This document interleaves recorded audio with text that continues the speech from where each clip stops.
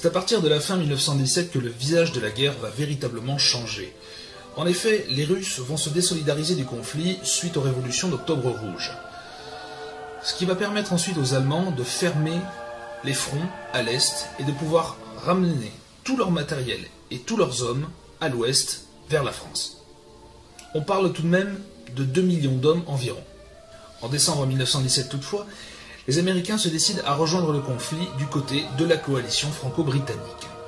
Pour la faire courte, ça pue la merde niveau français en fin 1917. Les Allemands arrivent en sonnant le clairon et les Américains tardent à arriver. Résultat, les lignes françaises sont enfoncées d'une centaine de kilomètres et ce en très peu de temps. Au pire du pire, les Allemands sont à 120 km de Paris. C'est en arrivant sur les belles plages britanniques et les adorables plages françaises que les Américains ont laissé un colis assez inattendu. Le virus de la grippe espagnole. Il est établi aujourd'hui que les premiers décès de grippe espagnole ont eu lieu à Boston, aux États-Unis. Toutefois, comment est-ce qu'un virus grippal peut être rendu coupable d'autant de morts? Le virus de la grippe espagnole avait pour spécificité une contagiosité extrême. À son pic, il est désormais établi que le virus de la grippe espagnole avait infecté la moitié de la population mondiale. Pas simplement celle des États-Unis ou de l'Europe, 50% de la population mondiale. Cela sous-entend 1 milliard d'individus. Pourtant, comment est-ce qu'un virus, une épidémie localisée aux États-Unis, peut devenir une pandémie globale? Rappelez-vous que nous sommes encore en contexte de guerre mondiale. Et qu'à l'époque, les mouvements des troupes ne se faisaient pas par avion, mais par bateau. Un voyage des côtes des États-Unis jusqu'en Europe durait environ 35 jours. Un bateau, la promiscuité, une hygiène anecdotique, c'est le terreau idéal pour un virus. Et, bien malheureusement, personne n'a été en reste quant aux victimes de la grippe espagnole. Les Américains, à eux seuls, comptabilisaient plus de 500 000 décès. En France, il est établi aujourd'hui que la grippe espagnole a tué un peu plus de 400 000 personnes. En Allemagne, c'est un peu plus compliqué, pour la simple et bonne raison qu'après la défaite, disons que les gens ne se sont pas véritablement embarrassés de statistiques. À l'époque, il était noté que 30 à 50 millions de personnes étaient mortes des suites de la grippe espagnole. Et selon de récentes évaluations, malheureusement, le chiffre a gonflé entre 75 et 100 millions de morts. Pour vous donner une idée, l'épisode de peste noire de 1347 a tué 30 millions de personnes. Nous étions alors au Moyen-Âge, dans une époque où l'hygiène n'était qu'une idée. Dans un contexte de début du XXe siècle, la grippe espagnole a fait quasiment 3 fois plus de morts. Et maintenant, la question. Pourquoi la grippe espagnole? Si ce virus s'est établi aux États-Unis, a fait ses premiers morts à Boston, s'est ensuite délocalisé des États-Unis à la Grande-Bretagne, puis à la France, puis à l'Allemagne, puis au reste du monde. Pourquoi la grippe espagnole? Eh bien, la réponse se trouve exactement à l'endroit de la réponse précédente, l'effort de guerre. Bon, c'est vrai que sorti de son contexte, c'est pas facile à caser, mais pendant la guerre, la plupart des médias étaient bien évidemment censurés. Il ne fallait pas trop parler de certaines défaites. Il ne fallait pas trop non plus faire la pub d'un nouvel allié. Cet épisode grippal affreusement mortel a en fait été révélé pour la première fois dans des journaux espagnols. Eux, les premiers, ont révélé au grand jour cette épidémie mortelle. Et de ce fait, l'épidémie de grippe a été attribuée aux Espagnols. Aucun journal français ne pouvait appeler ça la grippe américaine. Tout simplement parce que les Américains étaient de nouveaux alliés, très riches, et de plus, ça aurait pu donner un coup de fouet à ceux d'en face. Et pour terminer le tableau, l'Espagne, l'Espagne était neutre. L'Espagne n'était pas insérée dans le conflit, c'était un pays non belligérant. Pas de problème pour leur coller ça sur le dos donc. En termes de chiffres, la grippe espagnole a battu tous les records. Une contagiosité extrême, 50% de la population globale infectée et 30 fois plus mortelle qu'un épisode de grippe normale. Elle est encore connue aujourd'hui comme étant l'épisode épidémique le plus mortel du monde sur une très très courte période. puisque les premiers décès imputés à la grippe espagnole ont commencé en septembre 1918 et que les derniers ont été enregistrés en mai 1919. Nous parlons là d'une période de 9 mois à peine. 9 mois sur lesquels 50 à 100 millions de personnes seraient décédées des suites de ce virus. Alors je vais vous parler de la grippe espagnole à partir d'un article qui a été publié le 14 novembre 2017, que vous pourrez trouver sur http://alterinfo.net, la grippe espagnole de 1918 est due au... Tout ce qui est dit dans cet article confirme toutes mes recherches et toutes les capsules que je vous ai faites jusqu'à présent sur la grippe, sur le ROR, rubéole, oreillon, rougeole. Donc tout est confirmé. Et on le sait depuis toujours. L'épidémie de grippe espagnole de 1918 a été provoquée par les vaccinations. Vous allez voir, je vais faire quand même un travail didactique. 2 points, ouvrez les guillemets. Comme cela a été exposé auparavant, toutes les autorités médicales et non médicales sur la vaccination conviennent que les vaccins sont conçus pour provoquer de manière atténuée les maladies qu'ils sont censés prévenir. Et vous percutez là? Je vais relire. Comme cela a été exposé auparavant, toutes les autorités médicales, je dis bien toutes les autorités médicales et non médicales sur la vaccination, conviennent que les vaccins sont conçus pour provoquer de manière atténuée les maladies qu'ils sont censés prévenir. Sans blague. Est-ce que c'est ce que vous disent les médecins? Ah non, non, non. Ils vous disent pas ça, les médecins. Qu'est-ce qu'ils vous disent? Ils vous disent non, non, mais c'est rien, c'est parfaitement inoffensif. Vous n'attrapez rien du tout avec ça. C'est rien, te prends une piqûre, tu n'as rien du tout. On le sait, ils le savent. Mais ils savent aussi et reconnaissent qu'il n'y a aucun moyen de prédire si le cas sera léger ou sévère, voire mortel. Donc ils le savent, sauf qu'ils ne savent pas que sur votre enfant, la réaction sera légère, la réaction sera forte, ou votre enfant il va mourir. C'est pas grave, c'est comme ça. C'est ça la vie dans la médecine. Excuse-moi, monsieur. Cette grande incertitude qui met en jeu la vie des gens fait de la vaccination une procédure douteuse, anti-scientifique et extrêmement dangereuse. Je vous rappelle que nous sommes des complotistes, soi-disant. C'est les crétins sans couilles qui disent ça, comme Zébulon. Ils n'arrêtent pas de dire que c'est de la science, alors que c'est du scientisme. C'est ce que je n'arrête pas d'essayer de vous dire. C'est du scientisme, la vaccination. Ce n'est pas de la science, c'est du scientisme. Beaucoup de vaccins provoquent aussi d'autres maladies, en plus de celles contre lesquelles ils sont conçus. Par exemple, alors là je vous demande, là tu vas ouvrir tes esgourdes, tu vas bien écouter. Le vaccin contre la polio, la diphtérie, la typhoïde, ainsi que la rougeole, le tétanos et toutes les autres injections sont souvent la cause de diverses autres étapes de la maladie, telles que l'encéphalite post-vaccinale. Alors ça, les jeunes femmes qui ont le HPV, elles ont souvent ça. Donc c'est une inflammation du cerveau qui finit par un coma et une mort, la plupart du temps. La paralysie, ça c'est pareil pour le HPV. La méningite cérébrospinale, ça c'est les gamins qui ont des méningites, on se demande pourquoi. La cécité, donc deviennent aveugles. Le cancer, et parfois dans les 2 ans suivant la vaccination. Demandez-vous pourquoi il y a plein d'hôpitaux qui ouvrent juste pour les enfants leucémiques, qui ont entre 6 et 12 ans. Et ces enfants-là, ils ont tous été vaccinés. Ah, mais ils ont un cancer, c'est pas de chance. Non, c'est pas la chance. C'est pas la chance, c'est les vaccins. Et ça, je l'ai prouvé dans mon livre sur les vaccins. Je vais vous le remontrer, même si Christine Fichier S, elle prétend que je vais faire du fric avec ça. C'est pas faire du fric, c'est faire de l'information. Lorsqu'un poison est ingéré, le système de défense interne a une chance de l'éjecter rapidement par des vomissements. Mais quand les poisons sont injectés directement dans le corps, outrepassant toutes les défenses naturelles, ces poisons dangereux circulent immédiatement en quelques secondes et continuent à circuler jusqu'à ce que toutes les cellules soient empoisonnées. Donc, nous avons là une preuve que les vaccins empoisonnent le sang. Et c'est pour ça que votre sang malade crée des maladies graves chez vous et vos enfants. La grippe espagnole de 1918 a été ravivée par le Pentagone. Ça, je vous l'ai annoncé lors de ma conférence et j'en ai parlé encore hier. Cette grippe est due à une souche du virus H1N1 en 1918.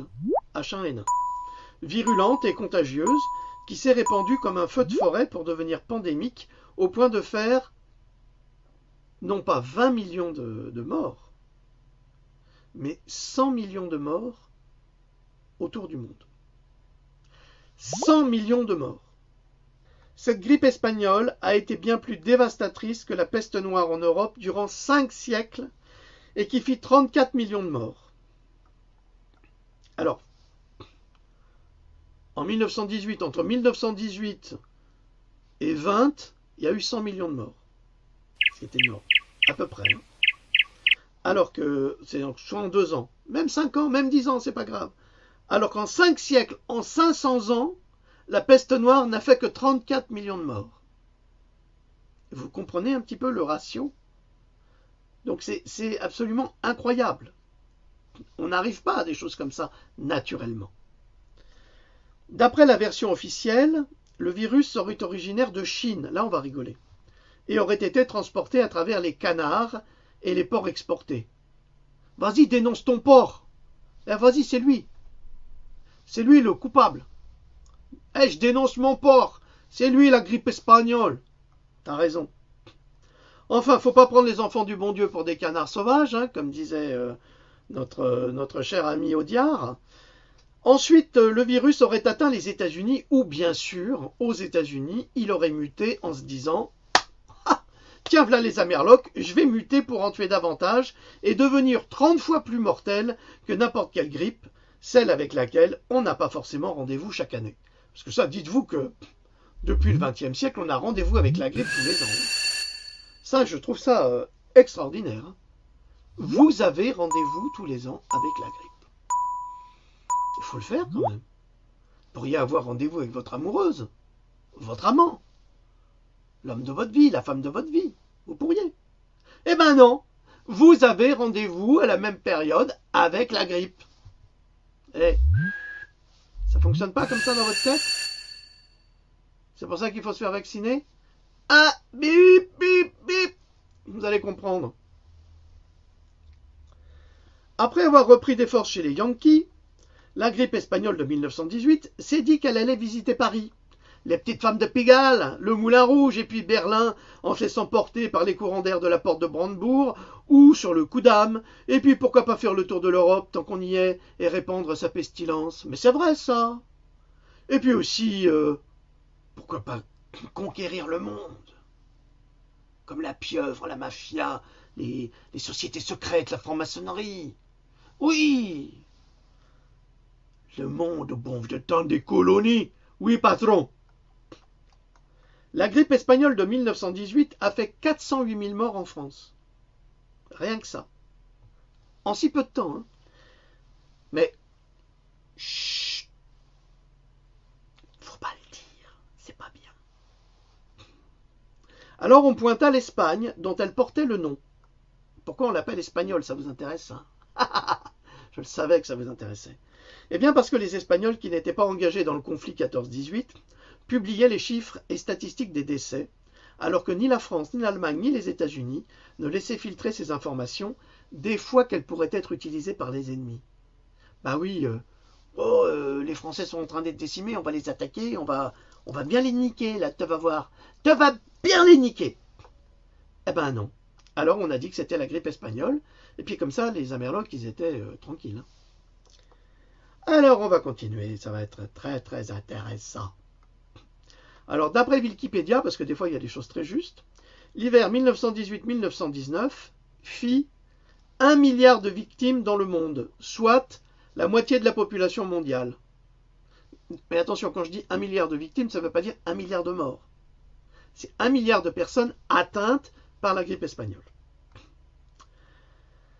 Donc, et 20 à 40 millions de morts estimés. Donc on a estimé 20 à 40 millions de morts à l'époque, mais ça a changé.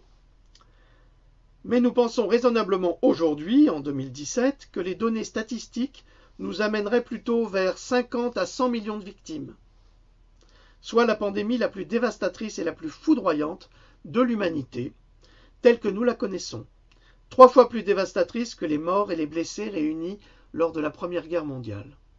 3 fois plus dévastatrice que les morts et les blessés réunis lors de la Première Guerre mondiale. Vous imaginez ? Une pandémie de grippe espagnole 3 fois plus dévastatrice que le nombre de blessés et de décès pendant la guerre 14-18 en comptant les civils. Mais c'est du délire. C'est pas possible que ça soit naturel, mais c'est du délire. C'est pas possible que ça soit naturel. Et comment elle a pu se développer comme ça autour du monde? On va y venir. Une épidémie qui s'est fait passer pour naturelle, mais qui en fait était fabriquée et conçue par des apprentis sorciers criminels à travers les vaccins et la politique vaccinale de l'oligarchie. Madame Oligarchisama. Ça veut dire quoi? Ça veut dire que les ordures qui ont provoqué la Première Guerre mondiale, pour les usines d'armement, les industriels et tous ces gens-là, sont les mêmes qui ont fabriqué ce vaccin. Les mêmes. Et je vais vous expliquer comment. Ah, ça vous embouche un coin. Hein. Ne vous inquiétez pas, vous n'êtes pas les seuls, hein, moi aussi. Une telle pandémie ne peut exister sans l'aide de vaccins. Car un sujet vacciné devient lui-même porteur, diffuseur et transmetteur du virus, comme nous en sommes fréquemment témoins avec le vaccin contre la polio. On l'a vu récemment, hein. En Afrique, on a vacciné 350 000 jeunes filles avec le vaccin contre la polio. Elles ont toutes fait une polio, comme par hasard. Ils avaient oublié, les pauvres. Et l'OMS avait oublié d'amoindrir le virus. Oh, c'est terrible. Et ils sont bien contents, comme ça fait partie du projet de dépopulation de l'Afrique. Hein, le prince Charles était vachement content. Et puis l'autre là, son fils. La grippe espagnole aurait d'abord été inoculée, et là c'est ça la perversité de ces gens-là, hein, c'est vraiment le deep state, ils en ont rien à foutre de la population. Mais que ce soit des Américains ou autres, ils s'en foutent. La grippe espagnole aurait d'abord été inoculée à travers les vaccins donnés aux soldats du camp Riley au Kansas en mars 1918. À leurs propres soldats. Afin que ceux-ci servent à la fois de cobayes infectés, mais également de transmetteurs du virus, de cette grippe espagnole. Alors, vous allez dire, c'était complotiste. Non, non, non, c'est la vérité, c'est la vérité. Il faut savoir qui a mis au point ce vaccin. Eh bien, c'est les laboratoires de M. Rockefeller. Évidemment, financés derrière également avec M. Rothschild. Ils travaillent ensemble, hein, ces gens-là. C'est des familles qui travaillent ensemble. Hein. Les Rockefeller n'auraient jamais pu réussir sans l'aide des Rothschild, parce qu'il fallait diviser les choses. Et puis il y a, vous savez, il y a les dynasties. Hein.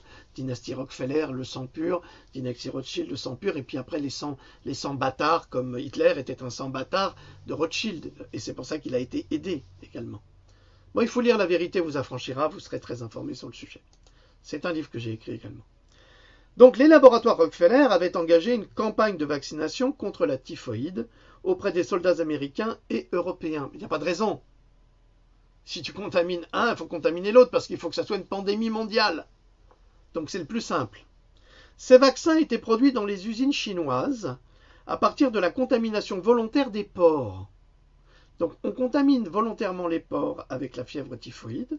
Ensuite on récupère le pus de ces pauvres animaux, ces pauvres mammifères, et puis on en fait des vaccins, et puis on va les injecter dans le corps de nos soldats. C'est pourquoi on rendit responsables les porcs et les canards, alors que ces animaux n'étaient pour rien dans cette contamination. Eux, ils n'attrapent pas ces maladies, c'est nous qui les fabriquons, qui leur mettons dans le sang pour que ça provoque une maladie chez eux, et ensuite on se sert de ces réactions pour créer des vaccins qui vont être épouvantables. Alors les scientifiques militaires ont contaminé les porcs et ont fait ce vaccin contaminés bien sûr, ils l'ont fait aux soldats des deux camps, exactement comme le Rotatec actuellement, vaccin rendu obligatoire par le calendrier vaccinal aux USA pour les enfants, et contaminé par deux circovirus du porc, des virus porcins mortels qui provoquent un blocage de l'intestin jusqu'à une hémorragie menant à la mort de l'enfant dans de terribles souffrances si ce n'est pas diagnostiqué à temps. Et ça, je vous en ai parlé dans ma conférence sur le Mumble, donc sur le canal citoyen. Donc c'est exactement la même chose, hein, c'est le même système. Donc c'est pas des hasards tout ça, c'est une volonté de destruction de l'ADN et d'empoisonner les gens. Le premier vaccin contre la typhoïde, contre le bacille d'Hébert, a été administré aux troupes avant la guerre 14-18 et a été rendu obligatoire par la loi Labbé le 28 mars 1914. Alors là, on va parler un petit peu de la vaccination en France, au niveau de l'armée. Et vous allez comprendre que cette vaccination ne fait pas l'unanimité au niveau des régiments et des soldats. Donc c'est un peu pour contrebalancer, hein, pour vous expliquer comment est-ce qu'on est venu en 1918 à faire et inoculer ce virus. Donc, comme d'habitude, les vaccins sont rendus obligatoires par des lois. C'est normal, ça permet aux oligarques et aux laboratoires de s'en foutre plein les poches. Les sous-sous dans la poche. C'est ça. Donc, rendu obligatoire par la loi Labbé en 2014, le vaccin contre la typhoïde. Je vous expliquerai ce que c'est que le typhus après. Ce vaccin nécessitait 4 injections et les soldats étaient partiellement immunisés. Ça veut dire que ce n'est pas un vaccin qui fonctionne. Parce qu'on ne peut pas vacciner tout le monde. Vous comprenez? Vous avez des empreintes digitales différentes. Vous avez des origines sanguines différentes. Il y a des groupes A, B, AB, O. Et chaque groupe a une structure enzymatique différente les uns des autres, qui fait que, ils ne réagissent pas de la même façon face au virus. Vous comprenez ça? Mais ça c'est de la science. En revanche, eux, ce sont des scientistes, ils se disent, tous les hommes sont nés égaux en droit, donc ils doivent être égaux en tout, on va les vacciner. Alors un vaccin qui peut tuer l'un ne tuera pas l'autre. C'est pour ça, vous comprenez? La structure enzymatique de votre groupe sanguin, qui est apportée par votre groupe sanguin, marque une différence fondamentale dans le fait d'accepter ou de rejeter un vaccin. Eh oui. Et ça, c'est pas Zébulon là, de la télévision ou la mère Buzine qui vous en parlera. Parce que ce sont tous des menteurs.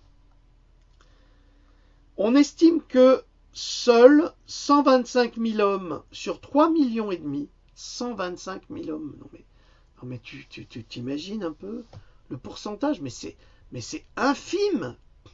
Seulement 125 000 hommes sur 3,5 millions étaient complètement immunisés. Non mais est-ce que vous réalisez ce que ça veut dire? Ça veut dire que les vaccins ne fonctionnent pas. 125 000 sur 3,5 millions. Mais attends, mais c'est du délire. Et ils nous parlent de science. C'est pas ça la science. Mais excuse-moi, fichier S, hein, la connasse de fichier S, hein, mais va lire un petit peu. Instruis-toi. Instruis-toi. Il y en a marre que vous soyez cons comme ça. C'est insupportable. Hein. Vous travaillez pour ces assassins qui vont empoisonner vos enfants, vos petits-enfants, et même vous-même. Parce que vous vivez dans un obscurantisme épouvantable. Il faut ouvrir les yeux. Tu ouvres tes yeux et ta conscience. Hein? Tu mets de la lumière dans ta conscience. 125 000 sur 3,5 millions pour le résultat du vaccin. Non mais n'importe quel scientifique va dire « Mais c'est complètement ridicule, on va jamais vacciner. » Eh ben non! On va continuer. On va continuer. Mais alors pourquoi on continue? Pour permettre aux laboratoires de s'enrichir. Pour permettre aux gens qui nous dirigent de s'enrichir. C'est tout. Et pour éliminer la population. À l'époque, il ne s'agissait pas encore du TAB, typhoïde, paratyphoïde A et B, mais d'un vaccin monovalent contre le seul bacille d'Herbert de la typhoïde. La survenue de 45 000 cas dans l'armée française rien que pour les derniers mois de 1914 poussait le service de santé à réagir. On remplaçait donc le vaccin du début par un TAB et les laboratoires, celui du Val-de-Grâce d'ailleurs, qui deviendra plus tard Pasteur, produisaient 18 millions de doses. Ouais, ça rapporte. C'est donc effectivement en 1915 que la campagne de vaccination de masse par le TAB a débuté. Les équipes vaccinales se déplaçaient sur le terrain. On en trouve mention dans Ceux de 14, les éparges de l'écrivain Maurice Genevoix. Je vous en lirai un passage après. La chute du nombre de cas était alors déclarée comme spectaculaire, au point que le médecin inspecteur général Hyacinthe Vincent, qui fut le grand artisan de cette campagne, a été considéré par les maréchaux comme un des artisans de la victoire et a reçu à ce titre la médaille militaire. On décore n'importe qui, pour n'importe quoi. Pourtant, un extrait du livre de Maurice Genevoix contre les réticences des poilus à l'égard de cette vaccination. Il en était de même du commandement, donc il y a des généraux qui étaient contre cette vaccination, et certains médecins qui étaient contre cette vaccination, qui avaient multiplié des contre-indications. Difficile de faire des campagnes de masse dans ces conditions. C'est-à-dire que il y a toujours un mauvais esprit derrière qui va pousser à la vaccination, alors qu'il y a plein d'effets secondaires. Mais 125 000 sur 3,5 millions, évidemment, il y a plus de 3 millions à un quart d'effets secondaires néfastes. C'est épouvantable. Mais malgré ça, eh ben non. Alors, je vous lis un extrait de Maurice Genevoix. Les Toubibs, à Belrupt, vaccinent le 3e bataillon contre la fièvre typhoïde. Dans 2 jours, ce sera notre tour. Les hommes ne parlent que de cette perspective. Diable! Il paraît que ça rend très malade, ce vaccin anti... 3 petits points. Prononceront-ils jamais pareil mot? Ce vaccin antifoïdique. Attends pour voir, mon mignon. Quand t'auras leur seringue dans la chair. Oh, fait Troublard impressionné. Leur seringue? Sans blague. Oui, leur seringue. Ils te l'enfoncent au milieu du dos. Ils te jettent des saloperies dans le sang. Et tu enfles. Et tu t'engourdis. Et il y a de bons hommes qui en cabotent. Va Dieu, dit le rouquin, mourir comme ça. Et là, nous sommes en février 1915, aux Éparges, c'est le 106e régiment d'infanterie. Alors, ces informations extrêmement intéressantes ont été divulguées par un certain Marc 1905, Pro Patria et Humanitate, du site http://page 1418 mesdiscussions.net. C'est très intéressant. Vous avez des gens très érudits qui parlent justement de la guerre 14-18 et de ces sujets. Donc c'est le cas de ce monsieur que je n'ai pas l'honneur de connaître, qui s'appelle Marc 1905, Pro Patria et Humanitate, et que je remercie vraiment pour ces informations que je trouve passionnantes. Et donc, toutes ces vaccinations dont je vous parle là, dans l'armée française,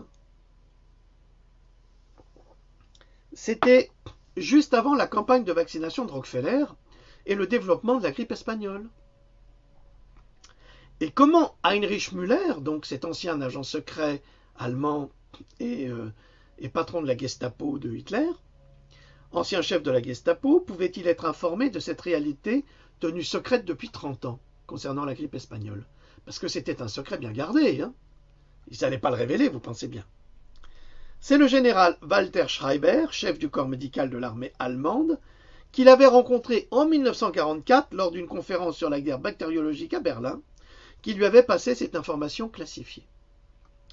En 1927, le général Walter Schreiber avait passé 2 mois aux États-Unis auprès de ses homologues américains qui l'informèrent de cette réalité en déclarant que le soi-disant double coup viral, parce qu'ils appelaient la grippe espagnole le double coup viral, je vous expliquerai pourquoi, c'est-à-dire la grippe espagnole, avait été développé et utilisé pendant la guerre de 1914. Putain. Elle n'est pas née comme ça, hein. C'est un virus de laboratoire, hein, la grippe espagnole. Et c'est les Américains qui l'ont conçu. Une belle bande de salopards. Alors, notre chef de la Gestapo déclare « Je ne suis pas médecin », déclare Heinrich Müller. Vous comprenez, mais le double coup se rapportait à un virus, ou en fait à une paire de virus qui œuvraient en soldats professionnels. Le premier assaut attaquait le système immunitaire et fragilisait la victime. Ainsi contaminée, elle subissait une seconde attaque virale sous la forme d'une pneumonie. Schreiber m'a dit qu'un scientifique britannique l'avait réellement développé. Vous voyez pourquoi cette manipulation est délirante. Ces virus peuvent se modifier eux-mêmes en ce qui commence par une maladie bénigne pour se changer en quelque chose de vraiment terrible.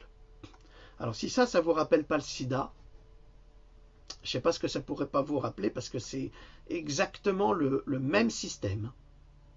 Ils ont fait que perfectionner la chose. Quand je vous dis que les vaccins sont faits pour la dépopulation, ce n'est pas du complotisme, puisque en 1948, l'ancien chef de la Gestapo le disait. Ben voilà.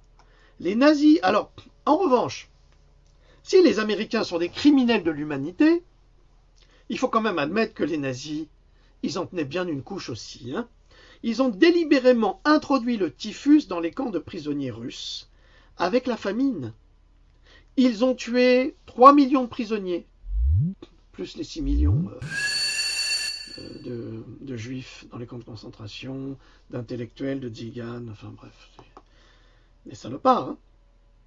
Le typhus a été propagé à Auschwitz et dans d'autres camps de concentration et de prisonniers de guerre russes et polonais. 3 millions de prisonniers. 3 millions de prisonniers de guerre. Sans le moindre scrupule. Alors, vous voyez, quand on nous parle des nazis et des expériences sur les humains, à Auschwitz, c'est terrible. Mais on oublie les Américains. Hein. Ils ont fait aussi des choses abominables. Donc ils sont tous et tous d'une bande de salopards. Alors, le typhus vient du grec tuphos, qui veut dire stupeur, torpeur, horreur, malheur. Oui, oui, oui, je suis Belzébuth. C'est vraiment la salsa du démon, ça. Il existe le typhus exanthématique qui est transmis par les poux, les tiques et les puces du rat, créant des infections. On a longtemps cru que c'était un petit peu la même chose pour la peste, comme par hasard. On dirait que ça fonctionne tout pareil. Hein. Et ils le savent très bien. C'est une maladie qui se développe chez des adultes en situation de confinement et de manque d'hygiène et d'alimentation et peut supposer qu'une grande partie des migrants actuels, qui viennent dans des conditions qui traversent l'Europe, enfin, conditions sordides, en sont atteints. Donc ils nous ramènent ces maladies. Puis ensuite, on va les mettre dans des bidonvilles, où il va y avoir une concentration de tout ça, où tous ces parasites vont se développer. Les parasites, je parle des tiques, des puces et des poux. Hein. Ne me faites pas dire ce que je n'ai pas dit, parce que ça, c'est typique des journalistes, de prendre comme ça des phrases et puis de dire n'importe quoi. Donc, vous pouvez être certain que ces parasites, eux, ils pondent des œufs, ils se développent. Puis ils se nourrissent des pauvres humains qui sont malades, à en crever, et qu'on ne soigne pas. Mais on veut quand même faire vacciner vos gosses pour les assassiner sans problème. Mais eux, on ne va pas les soigner.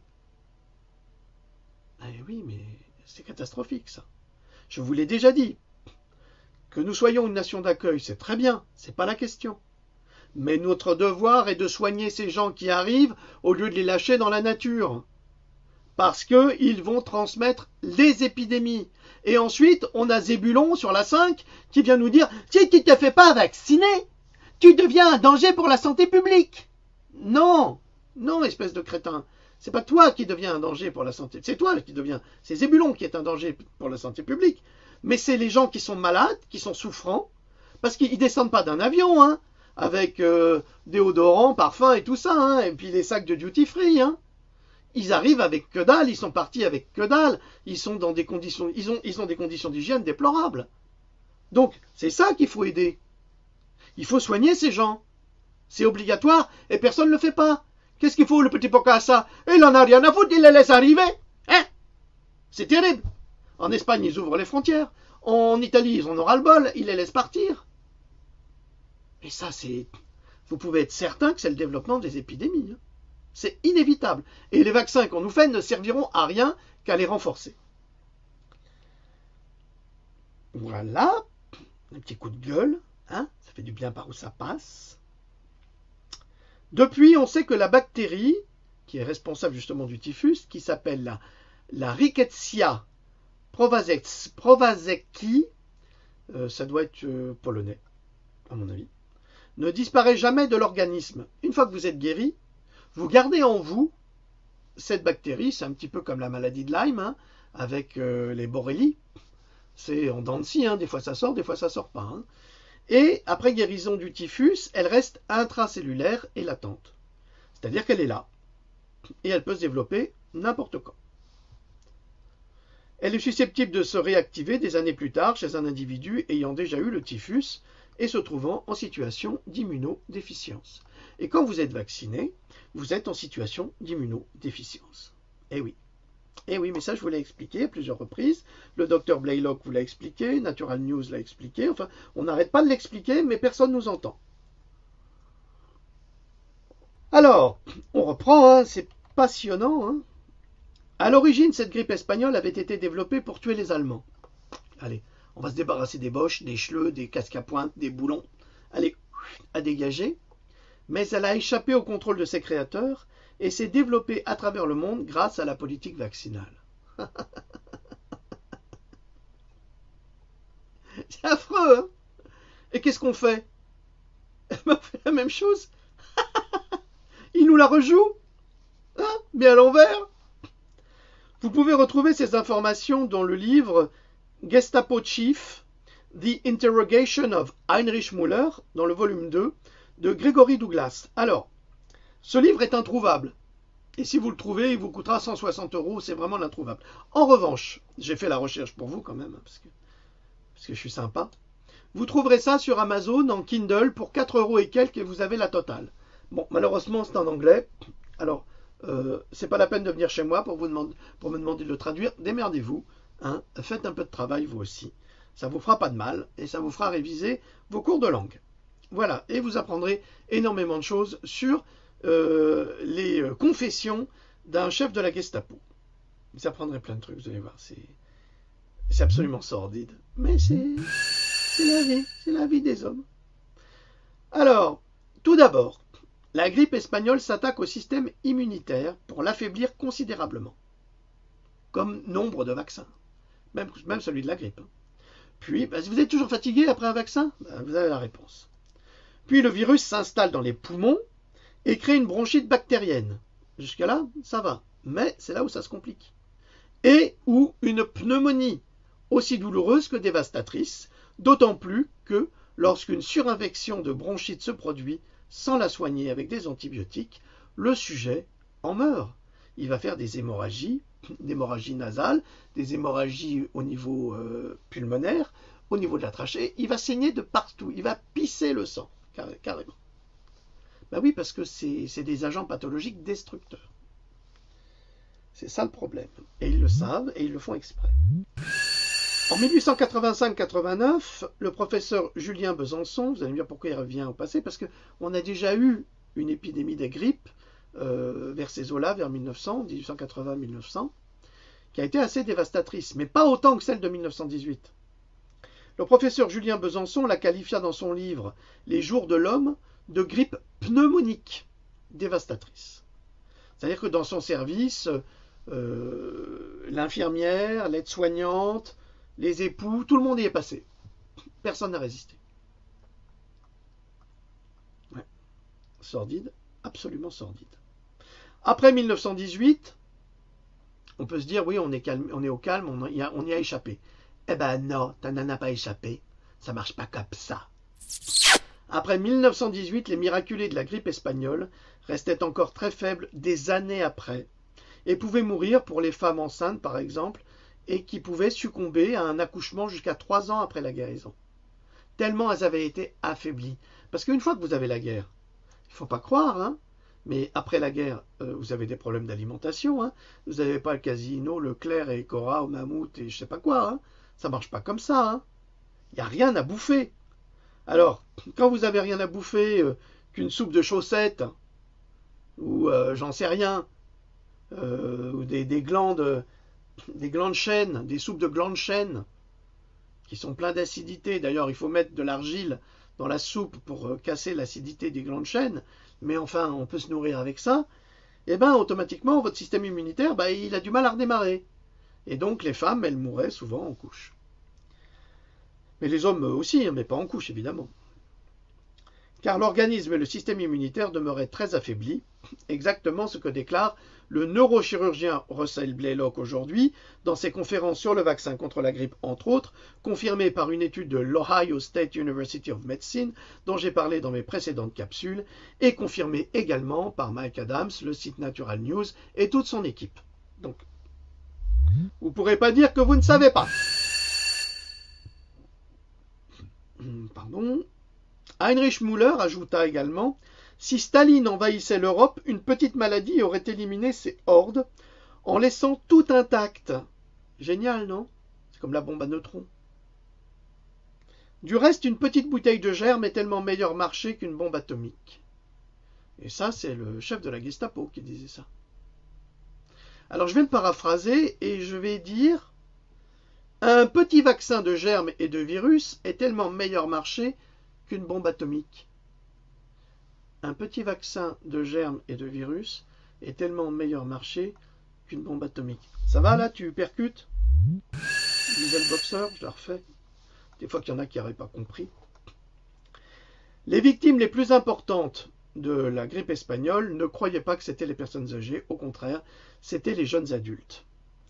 Ce qui est parfaitement contradictoire, car les jeunes sont par nature plus résistants, mais vaccinés en contact avec d'autres jeunes dans la même situation, les contaminations étaient inévitables, au même titre que les jeunes qui attrapent la rougeole aujourd'hui et qui sont tous vaccinés 2 fois.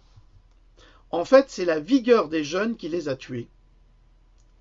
100 millions de personnes, 100 millions de jeunes, une génération, et qui les fragilise. En effet, ce virus de la grippe espagnole déclenchait une tempête de cytokines.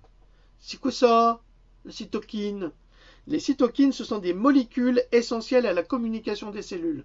Ça veut dire qu'elles ont transmis les virus d'une cellule à l'autre. Ce qui fait que ça a complètement détruit le système immunitaire, le système sanguin, et ça a tué les jeunes, endommageant sévèrement tous les organes au point de tuer les malades. Nous devons en conclure que la grippe espagnole a d'abord été libérée sous contrôle pour mener son objectif destructeur, celui d'être en mesure de dépopulation délibérée, mise en place par une oligarchie criminelle, et les laboratoires pharmaceutiques pour nettoyer le monde en 1918, et qui pourrait fort bien se produire en 2018 pour fêter un anniversaire morbide de dépopulation mondiale. Ça vous met pas la puce à l'oreille, tous ces gens qui veulent vous faire vacciner de force? Tant pis. Hein. La campagne de vaccination imposée par le gouvernement n'est pas sans rapport avec ces projets. C'est un projet de destruction massive, de dépopulation de la population française. Et là-dessus, je vous dirais que nous vivons une époque formidable. J'en ai terminé pour aujourd'hui. Vous ne pourrez pas dire que vous ne saviez pas. Je vous ai donné toutes les informations relatives à ces contaminations volontaires, à ces criminels de guerre qu'est le gouvernement des États-Unis et ce qu'on appelle le Deep State, qui a non seulement contaminé des soldats américains pour les faire mourir, mais pour qu'ils deviennent eux-mêmes des contaminateurs dans la population. Voilà. Donc, les Américains et les Allemands, en tous les cas en 39-45 et même en 18, avaient beaucoup de points en commun. Donc, il faut l'admettre, il faut le savoir. Cela ne remet pas en cause la détresse du peuple américain aujourd'hui et de ses citoyens qui se battent, mais alors bec et ongles, contre les vaccinations, ce que ne font pas les Français, parce que, comme disait De Gaulle, les Français sont des veaux. Allez!